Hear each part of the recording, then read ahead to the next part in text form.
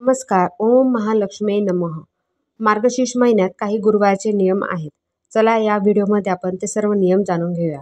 या महिन्यात गुरुवारी काय करावे आणि काय करू नये सर्व माहिती या व्हिडिओमध्ये मिळेल.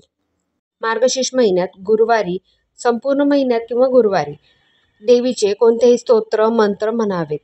श्रीसूक्त, देवी पठणाचे कोणतेही जे मंत्र माहिती असेल, स्तोत्र माहिती असेल ते सर्व वाचावे. या महिन्यामध्ये विष्णूची सेवा करणे ही खूप शुभ मानले जाते, कारण माता लक्ष्मीचे पती विष्णू भगवान आहे आणि विष्णूची पतीची सेवा केल्यामुळे पत्नी आपोआप खुश होते. त्यामुळे भगवान विष्णूची सेवा करणं ही तितकंच गरजेचं आहे जितकी माता लक्ष्मीची सेवा करणं आहे. मार्गशीर्ष महिन्यात हे 3 पाठ तुम्ही खूप वाचावे. विष्णू सहस्रनाम, भगवद्गीता आणि गजेंद्र मोक्ष यामुळे माता लक्ष्मी प्रसन्न होते. या दिवशी चंदन, पूजामूर्ती किंवा मोरपंख, आसन, तुळशीची माळ, पाण्याचा कलश, पितांबर, दिवा इत्यादी पूजासंबंधीचे साहित्य दान केल्याने अतिशय अशुभ मानले जाते. मार्गशीर्ष गुरुवारी संध्याकाळी तुळशीजवळ दिवा लावावा. मार्गशीर्ष गुरुवारी ओम दामोदराय नमः म्हणत गुरु किंवा इष्टाला म्हणजेच आपल्या मोठ्या लोकांना नमस्कार करावा. त्यामुळे जीवनातील अडथळे दूर होतात.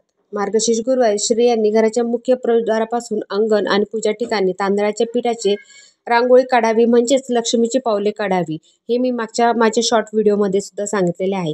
यामुळे लक्ष्मी देवी अपार धनांनी आपल्याला आशीर्वाद देते. मार्गशीर्ष महिन्याचे महत्त्व भगवान विष्णूंनी आपल्या गोपींना सांगितले की जे या महिन्यात यमुनेत स्नान करतील ते सर्वजण सहज माझी प्राप्ती करतील. त्यामुळे या महिन्यात गुरुवारी नदीचे स्नान करण्याला विशेष महत्त्व आहे. या दिवशी देवीच्या लक्ष्मीचा आशीर्वाद मिळवण्यासाठी प्रत्येक व्यक्तीने लक्ष्मी आणि नारायण देवीची मूर्तीची स्थापना करून त्यांची पूजा करावी. श्री नारायणांना खीर आणि गूळ हरभरा अर्पण करावा. या दिवशी पवित्र नदीत स्नान जरूर करावे. काय करू नये?